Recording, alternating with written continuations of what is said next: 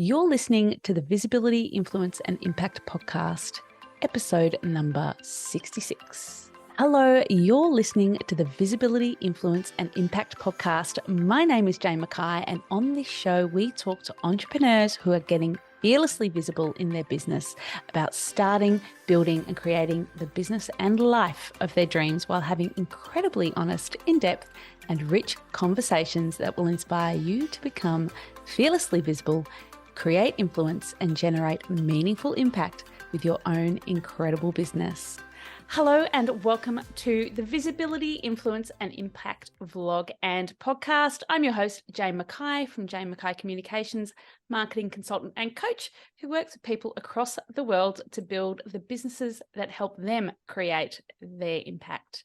Today, I have the pleasure of speaking with Leonie Akhidenor, a property developer, founder and host of the Parenthood Podcast, the founder of Elite Coaching, a coaching business supporting individuals, a business consultant and couples, and a part-time model. Welcome. What an intro, hey? Thank you, Jane. It's great to be here.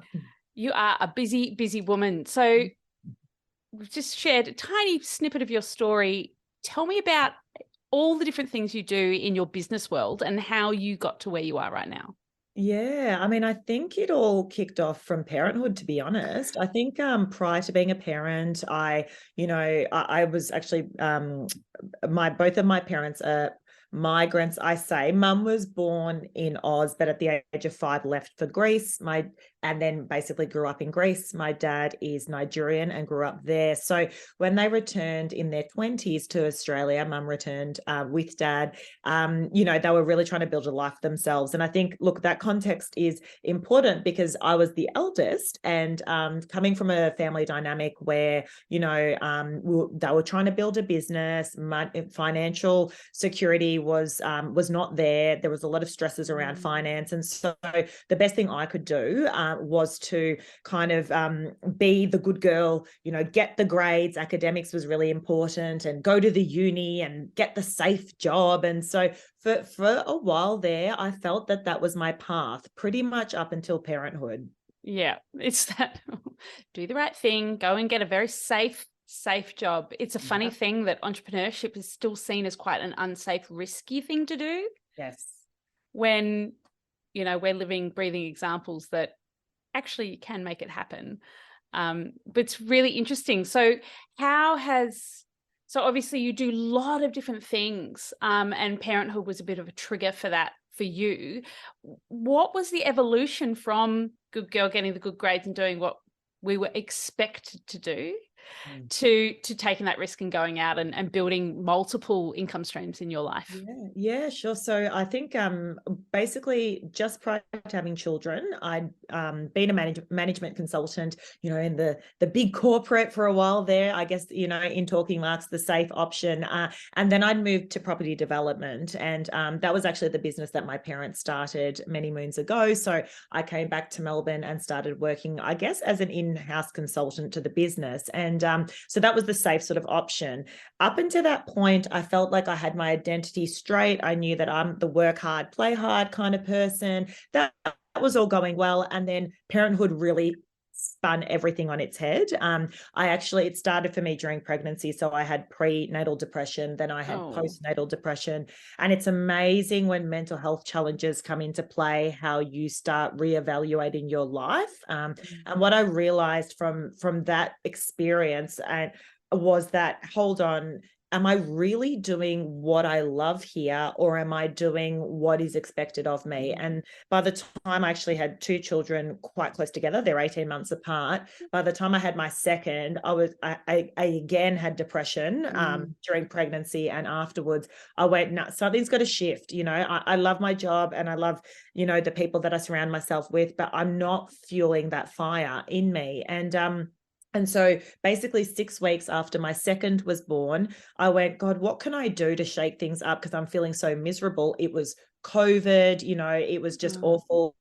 We were in Melbourne, we're in lockdown for what felt like 25 years, and you just feel so isolated that, that really made me reevaluate my life. And I thought, you know what, I want to reach out to people, I want to connect, and I want to hear other stories of struggle so that I feel less alone in my struggle. I felt that there are some amazing parenting podcasts out there, a lot of which I felt I wanted more the stories versus, if you have this problem, let's get a psychologist on to talk about that. And I think that absolutely has a place. And I even do a bit of that with my podcast, but I love the stories. And that, and so for that reason, I actually decided what better thing to do when you've just given birth and you're 6 weeks into your second child than podcasting, you don't have to leave the house. Yeah, exactly.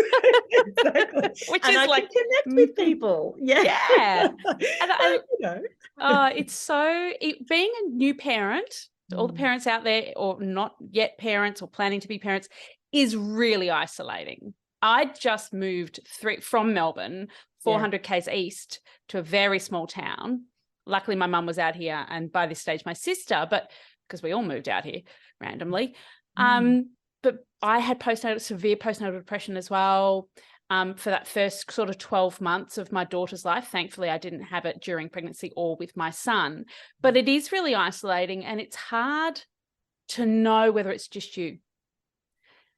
And so that is your sort of raison d'etre for your podcast is very similar to my raison d'etre for my podcast, which is connecting with people and telling these stories, because I can tell you all the marketing tips in the world, but to the woman who's sitting out in the middle of whoop whoop like I am, going, well, it's all well and good for these women in the city to start a business, but what about me?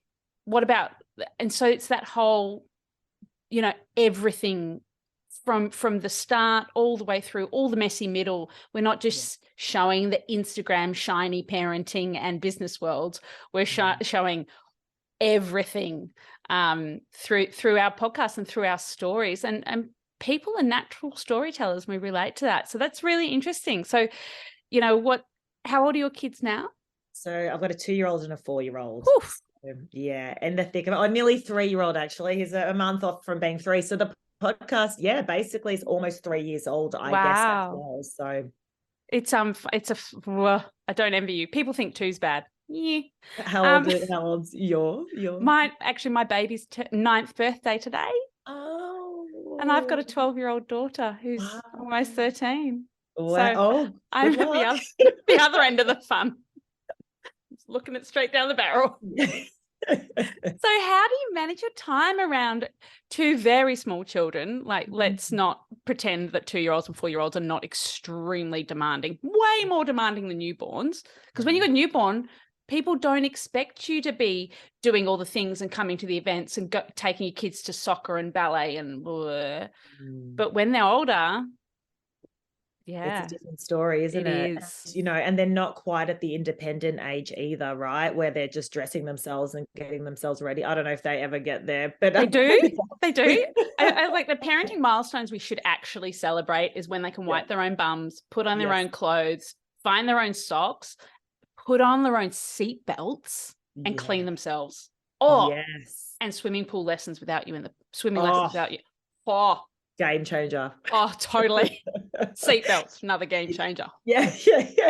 Those bloody car seats, honestly. So look, to your point, so back to with I'd started this podcast. Okay, great. Let's kick it off. Let's start meeting people. And it actually really helped heal me. And then I realized, well, I'm finally using a passion that, I grew up doing drama. I never used, my drama skills as a management consultant, and I'm sure there are skill sets there that, are transferable as far as, public speaking and things go. But I was finally like, yes, I'm able to really use that skill set. So from that, and that was good because I could juggle it with the kids and organize my, interviews around the children, which was fantastic.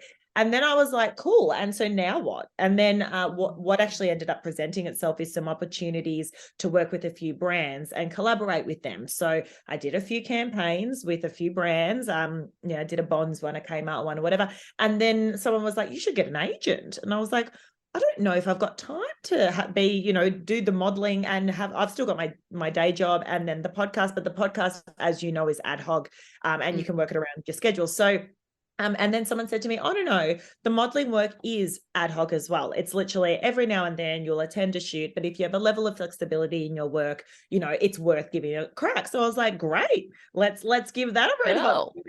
Add that to the list, because I had spent so long in my entire life trying to rationalize my decisions and ensuring that they all seemed relatively commercial. If I was going to take it, I wasn't going to spend my time on something that wasn't necessarily going to make me money. And all of a sudden, this podcast, I mean, it wasn't making me $1, but I loved it. And it's all I needed to go, okay, I can do this. And the modeling thing, I wasn't sure if I would book any jobs, but I was like, you know what? I said yes to the podcast. Let's do this modeling thing. And through that, opportunities presented in the other areas that you mentioned. So to your point, how do you juggle it all? I think it's important. You need that you do need the support as far as obviously childcare. So my kid goes to childcare, my other one goes to early learning. They're there 4 days a week, right? And so you need that. I think prior to that, I was struggling a little bit, but again, it was just podcasts. So I was able to do evening interviews and things like that. So look, I feel fortunate, and I understand a lot of people out there perhaps can't afford childcare or it's not within their means. And, and to those people, I say, I certainly don't take, it is a privilege in which I was able to afford it. However, if you are in sitting in that going, well, I have to look after my kids and I'd love to start, I don't know, a podcast or whatever it is, something that you're really passionate about, try to find those nuggets of time. Maybe it's a Saturday morning, if you're fortunate enough to have a partner, where your partner can look after the kids for an hour so you can go off and do the painting or do the podcast or whatever, but just at little bits frequently. I don't know, Jane, if you also agree, but if you just start somewhere and get a level of frequency up, it's a good place to start. Yeah. 1% better every day. In 3 months, it's 100% better, 100 steps towards your goal. And I have had my business through having 2 children. I had 7 days off when I had my son, because I actually realized one of the things that had contributed to having postnatal depression was actually not working, because work is really, really important to me. It's not to everybody. Totally get it. We all do what we need to do. But to me, it's a really big part of identity, because you were speaking about your identity earlier. What I've realized is the parts of our identity, especially as women, that are important to us are the things we need to treasure once we have children, because they're the things that get lost really, really fast. So yeah, I had 7 days off. I love my work.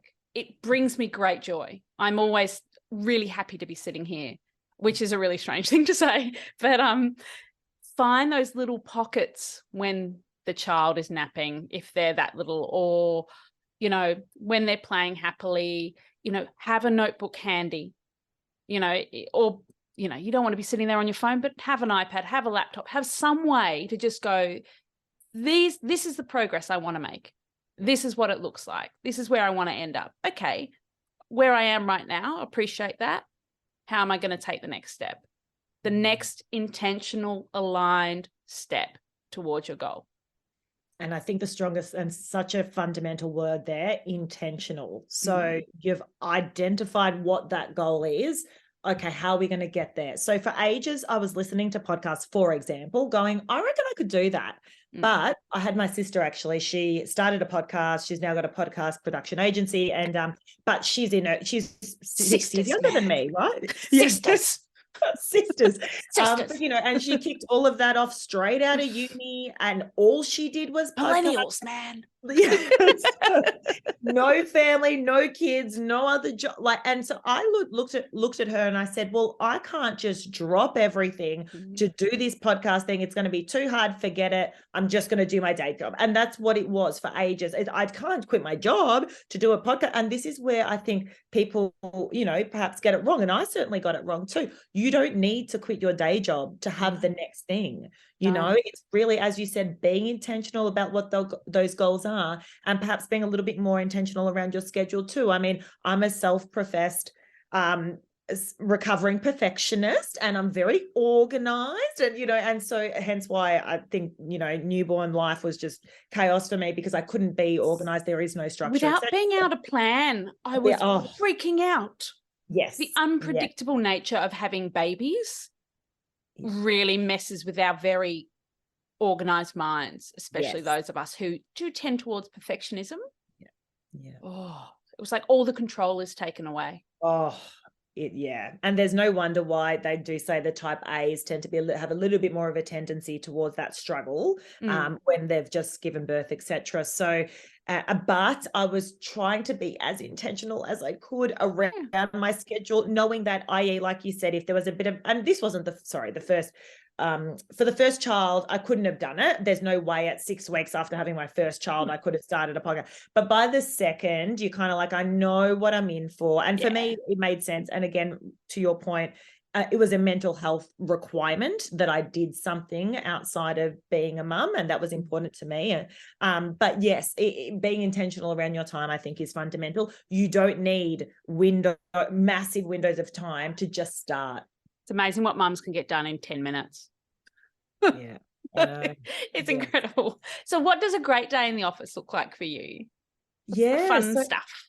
Yeah. So, I mean, for me, I feel like it does change a fair bit depending on what's going on. So I guess even if you're looking at it from a week perspective. So even this week, I've got one of my days, I'm doing a shoot, a homeware shoot for Kmart, which I'm really excited about. So I get to be a bit more creative and fun and all of that, and be able to sort of tick that box from that part of, the, is it the left side of your brain that's a little bit, what's the the one that's not so analytical? They cross over, and that always confuses me anyway.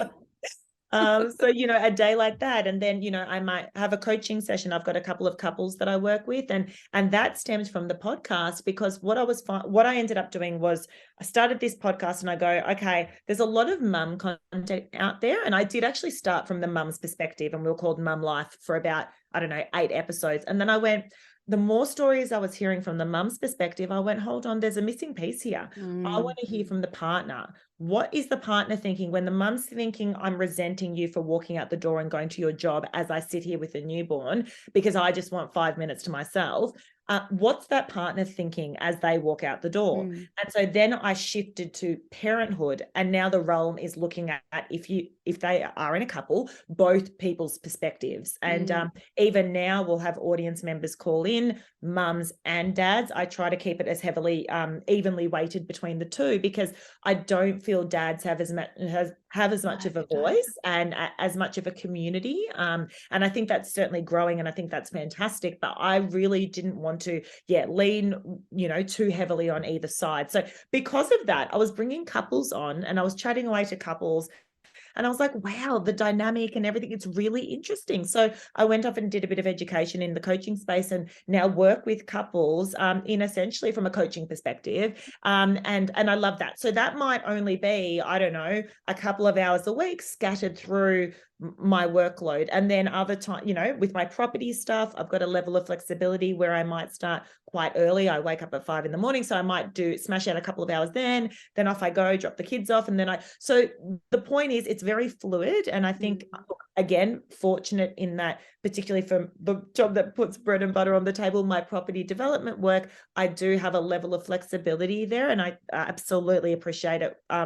People who perhaps don't have that flexibility in their work. But one thing I will say, and I heard this from a podcast recently, for those who might be sitting in a 9-to-5 corporate job and wanting to do something outside of that for themselves, really cool to remember that, yes, there will be demanding times within your job, but then there often will be periods where it's a little quieter. And it's in those sort of periods that you want to remember what your other goal is, which is, perhaps another initiative that you're wanting to kick off, and, leaving bang on 5 if you can, and racing off to do an hour of whatever, your initiative or whatever it is, but just not losing yourself in the one job that is putting bread on the table and forgetting your other goals. I don't know, like, Jane, what would you say about getting that balance right? Well, see, I started my business just sort of on a whim, as we also moved to the country on a whim. And then I got poached to, because I'd come from corporate marketing in Melbourne to out here. There's not many of us out here. Well, there's two of us who are professional marketers. So they were like, we want you, come and do this job. And then, as you say, quiet period, I started a blog. And then people would read my blog and go, can you write for me? Because I was a copywriter first. Can you come and write for me? Blah, blah, blah. So that's how that business started. And it was literally in my lunch hour. That's when it started. But then it escalated, got bigger and bigger and bigger. And I was working from 5 a.m. till sort of 8, this is pre-kids, in the morning on my business. And then when I got home till late at night on my business and working 9 to 5 in between. And I said to my husband, something's got to give. So that's when I ended up just going out by myself and just making the business happen. It's something that I see so many people trying to get everything lined up, everything perfect before launching. But until you've actually got some customers, got some runs on the board, as they say, to use a sporting analogy, which I've never played sport in my life, you don't actually know what your customers want. Until you start having those conversations with customers, you're not going to know what they want. You're not going to know what they need, or you're not going to hear about their language. So start with one really small thing that solves a problem and you're away. But also check your contract to make sure you're legally allowed.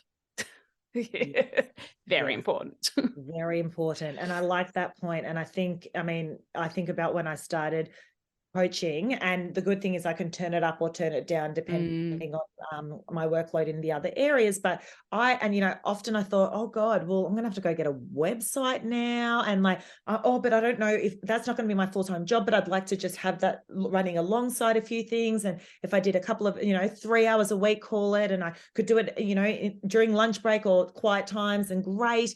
But God, okay, so am I going to have to invest in website? Am I going to do social media? Branding, how far do you go? I mocked up this one flyer. I didn't mock it up. I did a rough draft, gave it to someone, spent $200 on it. It was a 1-pager in PDF. This is my coaching, and this is what I'm going to, you're going to get out of it.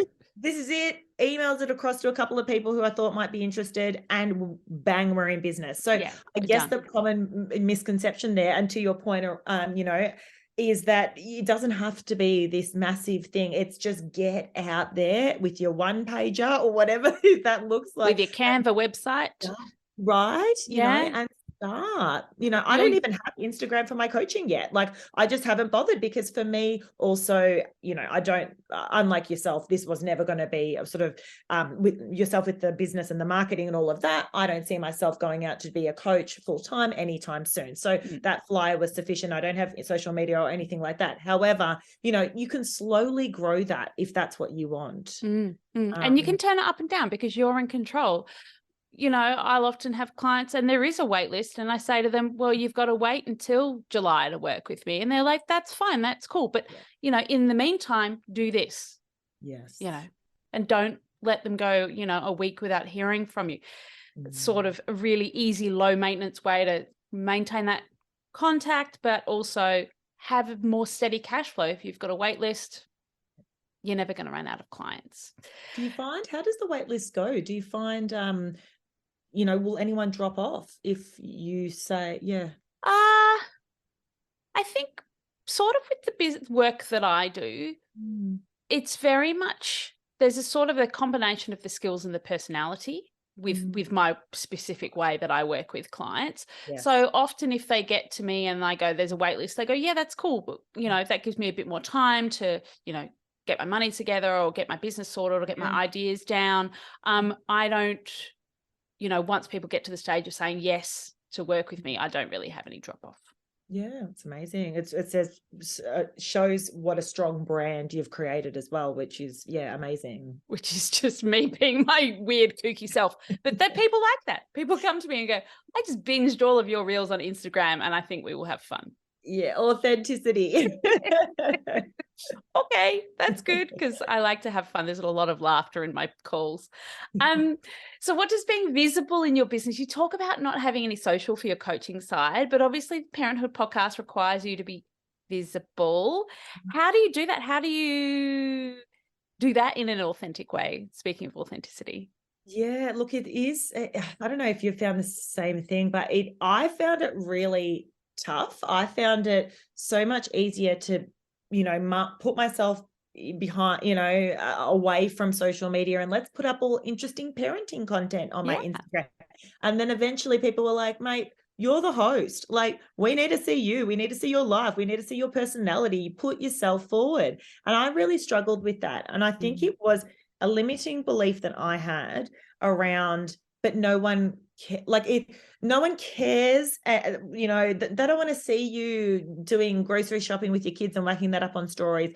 Or also, isn't that like a bit much if you're always posting about yourself? I mean, what does that say about, are you really like, I just had all these weird beliefs around no one will care, and also I don't want to seem too much and all these things. But what I realized was, given the encouragement from others, people do want to see the person behind the brand. That is almost, to your point, what they're buying. They're buying you, your kooky personality, and everything in between. And similarly with brands, right? I mean, my consumers are, my amazing audience, but fundamentally from a business perspective, I need brands to want to work with me. And so they need to know who Leonie Akhidenor is. So yeah, I really struggled initially. Now, I do have a bit of help. I can't say that it's all me. So I do have someone who's a bit of a social media whiz and really supports me in getting the content planned out. But once a week, I'll put up a post that I've put up about my life and myself, which is very real time, because I just felt, I felt it was very inauthentic for me to just plan all this personal content for the next month when, ahead of time. It just didn't, for me, that didn't vibe. I wanted to seem as authentic as possible. And so I give myself a window of opportunity to do that on a weekly basis. Yeah, I'm the same, and I manage socials for a few clients still, and I can't do the 4 weeks ahead. I sit there at swimming lessons with my noise cancelling headphones on, planning my content for the week. Yeah. And if you ever see me at swimming lessons on my iPad, that's what I'm doing. So you talked about showing up as yourself and how that can be a real challenge, especially as mums. I mean, my house is a shambles at the best of times. We live in a small house. My husband and I both work here. Our entire lives are in this house. So it's about showing up authentically as you, but also you don't have to share too much of your own personal life on socials. People think they're going to get on socials and you say, I'm going to share going to the supermarket, but you don't have to share all of you. So we have permission to just show a part of our lives in our businesses. You don't have to show all of your life. Well, yeah. So it's very interesting that you say you're happy to show up authentically, but it's gated. Yes. I think, though, what resonates with people very much these days is that level of vulnerability and, putting forward the struggle and all of that too. So absolutely, to your point, you don't have to give everyone everything. I am kind of very mindful around, okay, well, what is that struggle, or what is that, that thing that I'm struggling with at the moment? And I want to somehow craft that into my post so that people feel less alone, because I think, and you would probably agree, that now the movement in social media has moved away from the picture perfect, my life is fantabulous, to a more authentic, like, oh wow, I'm struggling with this, oh me too, and people can comment on that, and they're really getting I think that's where the engagement level tends to come up. I saw the other day on the Darling Sunshine podcast, which is quite a well-known one of their hosts was in tears and speaking to the camera, just being like, and the caption was, this is the moment that I found out that I had miscarried again. Aww. And if you swipe, there's another perfect image of her and her husband on the front of a magazine, and she goes, and then I had to do this photo shoot. And just my heart sunk. And like, that's what I mean by that vulnerability. She gave you a nugget of something very intimate for her. Thousands of comments, and because people are like, and then so many people, me too, I feel like, you understand me. Other 1 in 4, or just people being like, wow, like, how are you okay? So yeah, it's very powerful if you do want to drop a little bit of struggle, I've found, in amongst the the content that you're willing to share. And I mean, I say that you can, well, people feel that they have to share all of, like, I rarely share my children, for example. Right. They're not relevant to my business, but they're a part of my life that doesn't get shared much on social. Yes. People don't need to know about them, but at the same time, they're obviously a huge part of my life. Yes. But you don't have to share every little detail, what That's you right. ate for dinner. Please don't share Yeah. what you ate for dinner. Yeah. That's very 2000 and something. Anyway, but the vulnerability is what people do engage with, because they can self-identify with your struggle and that empathy that we have for each other, because that's actually what we like. Well, that's what we engage with each other as humans, is we Yes. empathize with experiences and emotional experiences. Like, I've never held back that I had P&D, and I've never held back on whatever struggles I'm going through. Like, my life has been nuts in the last 6 months. But if you have had, if you've struggled with mental health and you don't want to share that, you don't have to. Yeah.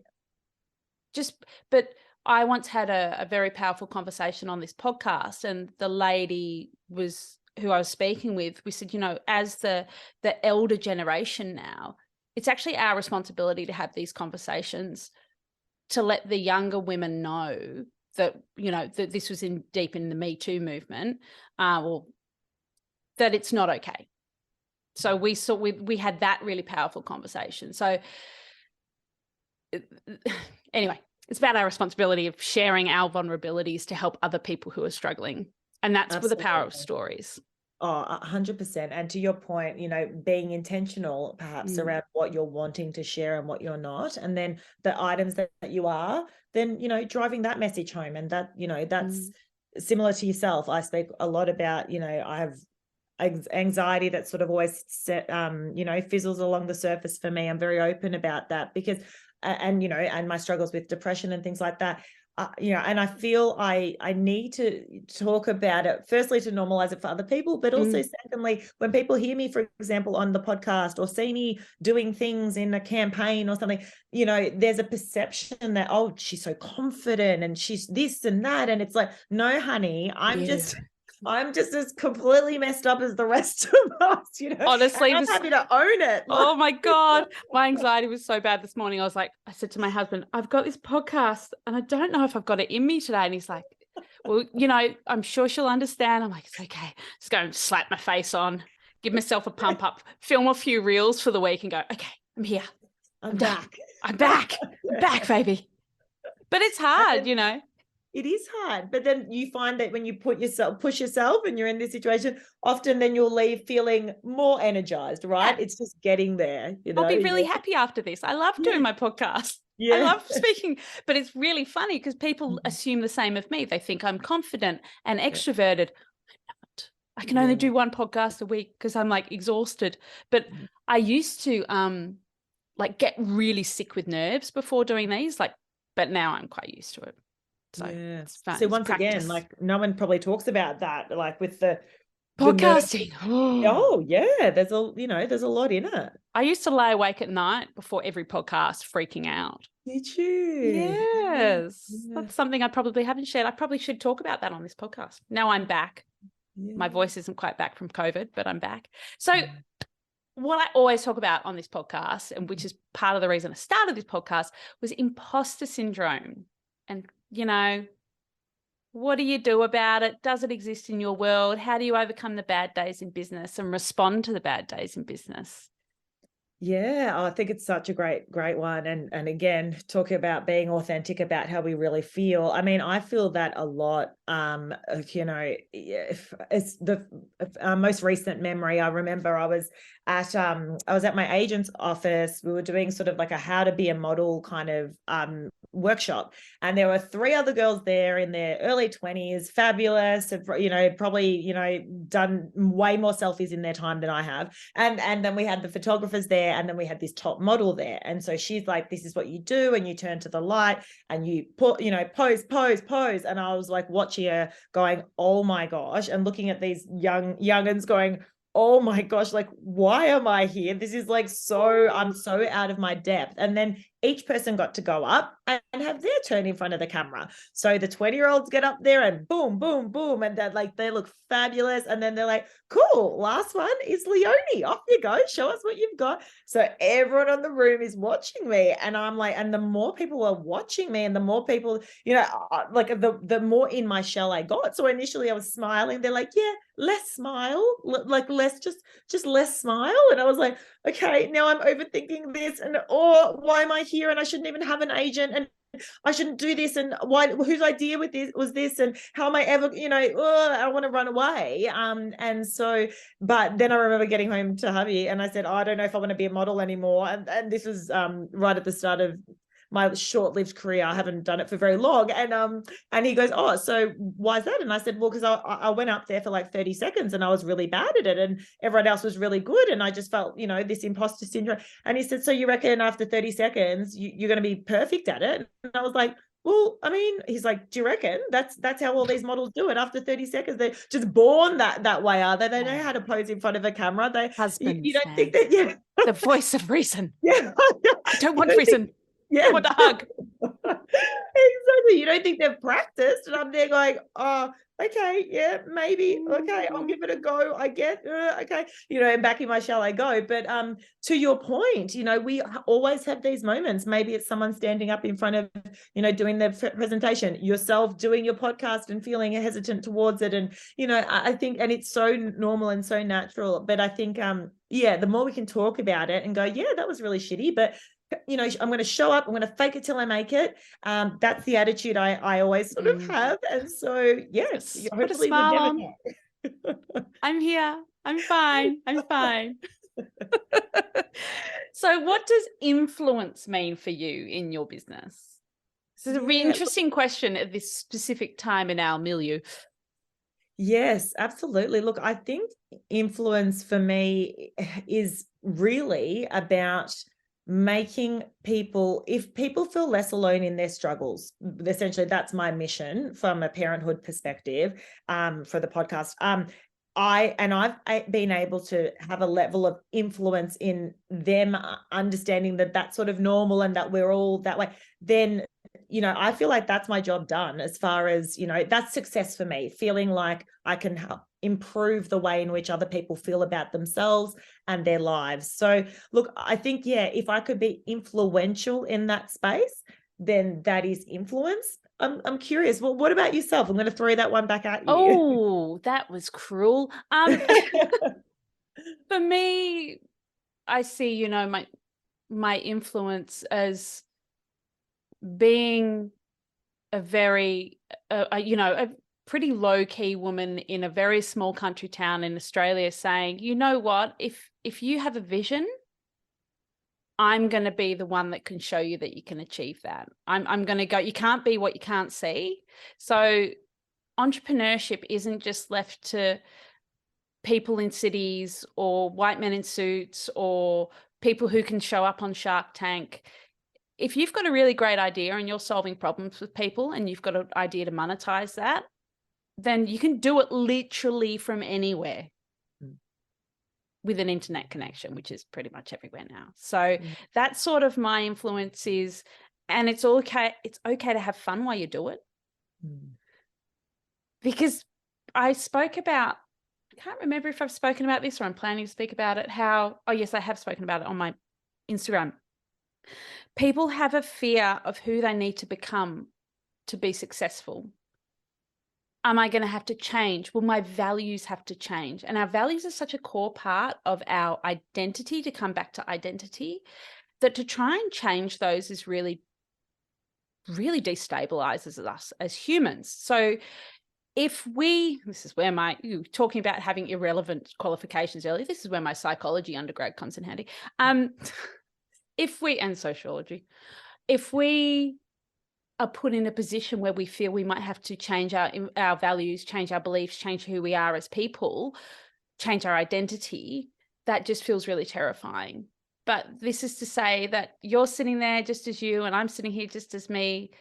You don't have to change who you are to start a business. You don't suddenly have to start being a hustler or working 16 hours a day and sacrificing time for your kids. We start our business for the opposite reason. More freedom, more time, more flexibility, more money, and that control that you have when you have your own business. But that's what influence means to me. Yeah. Anyone can do it. Yes, great. Yeah. So what does having impact, was your impact, you talk about your vision, your mission, or you talked about your mission. What does your impact, having an impact, mean to you? So similar sort of thing in that if, with every podcast episode, with every reel, with every, thing, that every time I put myself out there to make parents feel less alone in their struggles or normalize experiences that they're having, I feel I'm making an impact on each, of their lives, essentially.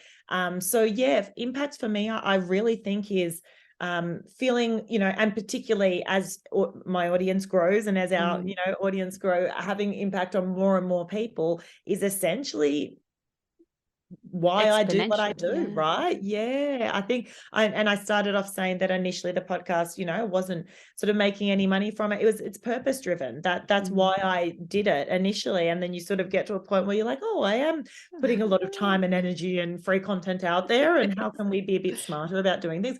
But also, I had enough episodes under my belt to sort of justify working with brands and things like that too, because they look for that. So I think for anyone going out and, to do a podcast or whatever it looks like for you, probably understand that the first little bit, it's going to be fueled by your passion until a lot of energy and a little bit of capital that you might have to throw at it and all those things. But you need to know what your drive is and what impact you want to make, to your point, and what type of influence you want to have and all of those things. That's what's going to get you up out of bed every morning. And particularly when you will see others. I mean, I think another really interesting conversation is envy and comparison. So often I would, go on social media, putting up my post or whatever, and then I'd see other podcasters, for example, with their posts and their 3,000 comments underneath, and I'd go, why am I bothering? Why? They don't care about, no one cares about me. Look, there's already podcasters out there. Why do they want to hear from little old me over here? And maybe I should just forget about the whole thing. And we all have days like that, right? So then it comes back to, own those times. And I'm not saying, dismiss that. Like, it is what it is. You'll feel those things and you'll go, okay, and maybe it's just a shitty hour for you, and then you can bounce back. Or some people, it's a shitty day, and then the next day they're like, right, let's do it, let's get back into battle. But owning those moments, but certainly understanding that you'll always fall back on that passion that you've got to keep you going, and longevity is everything. And I think there was this quote that I loved where it's like, you can't compare someone's chapter 20 to your chapter 1. So here I am looking at little old miss with a podcast that she's had for 5 years, and I'm 3 months in, and I'm like, why aren't I getting the same traction? You can't compare, right? I mean, you'd probably, Jane, you see the same thing in the business world. In marketing. And there are some very flashy, very successful marketers out there. And I go, well, who wants to listen to me? Plenty of people do, because we're relatable. It's also, don't forget that to someone else, you're their chapter 10. People, I had a message. Actually, it was on a comment on a post the other day going, did you know that you're one of the reasons I keep going? Because I look at you, and she's a country woman. I look at you and I know that if you just keep going, and that's the impact. It's that we are here to be examples to people who are just that little bit behind us. We don't have to be up there in the stratosphere of podcasting. We can just be here telling our stories, and however many thousand or 100 people that listen to this podcast will be impacted by that. Yeah, absolutely. And I think one thing you said there, which is so true, it comes back that being relatable is so important. I realized that because I remember initially when I was doing podcasts, I was like, I need to sound a certain way, not even need to sound a certain way, but I'm not going to swear. I'm not going to, and I was very kind of like, this is my forum to, and probably a bit stiff as often we can be when we're kicking off something. Right. And then I remember listening to this other property podcast that I listened to, and there are 2 hosts, and one of them is a migrant Greek guy who's doing very well in the property industry. And he's kind of like, yeah, my name is this, and this, and this, and this. And then the other guy probably sounds very well versed. I was always hanging to hear what, like, his name's Tom, the Greek guy, had to say, because I was like, I just love that he's a little bit, rough and tumble, and he's got his accent, and I love that. Like, and he was being authentically himself, and I was more keen to listen to him than the guy who was polished, and And then I realized after listening to that, God, I've got to just be myself. I don't have to be like, welcome to the podcast today. Hello. Again, being the person I thought I had to be in this position. People don't care about that. They resonate with your authentic self, to your point. They do. They really do. And I get messages, because I used to, before I would do a podcast, go, I'm invariably going to say something really awkward, because that's just my personality, because it's weirdly shy. So I get really awkward, but I'm not like that anymore. I've done this too many times now, and I've made too many friends through this podcast. Because for what people don't realize also about the podcast is I don't meet any of the people I speak to before I speak to them. Like, this is literally our first conversation. So, which actually brings me to my next point, which is, what are your tips for all people out there about getting fearlessly visible in your business and doing really scary stuff? Yeah. Oh gosh. It's certainly for me, as I said, wasn't instinctive. And I think for most people, unless you're used to being out there because of your profession or however it looks like, for example, I think of my, peers in the modeling world, they need to, they've got cameras pointing at them all the time. So then social media was easy for them, and being visible was easier than it would be for someone like myself. So I guess tips are, firstly, just get over yourself, because I had to tell myself that too. I think we are more worried about how we perceive ourselves than anyone else really is. They don't care. They're like, they really don't. They don't. Everyone's too busy worrying about themselves. So that was a really good kind of mindset shift for me. And I think it's really important to remind ourselves that, we're not that special. Or, if you stuff up, people will probably like that more. So I, as an example, I would edit my podcast fiercely, because I was like, oh, I don't like that. No, that sounded too, long-winded, etc. And now I keep all my stuff ups in there. I don't edit. Right. There you go. So people love that, because they want to hear you trip up, or they want to see the photo of you that, you're like, oh, it's not a perfect photo, but people want to see that. So I think, certainly I think a mindset shift is a great place to start. That certainly helps me. But then just remembering that the more authentic you come across, the more you'll likely resonate with people. The more memorable you are. Because if you look like everyone else, you don't stand out. Yes. And it's not helping your brand at all. No. What an incredible conversation. Thank you, Leonie. How can people find out more about you and what you do?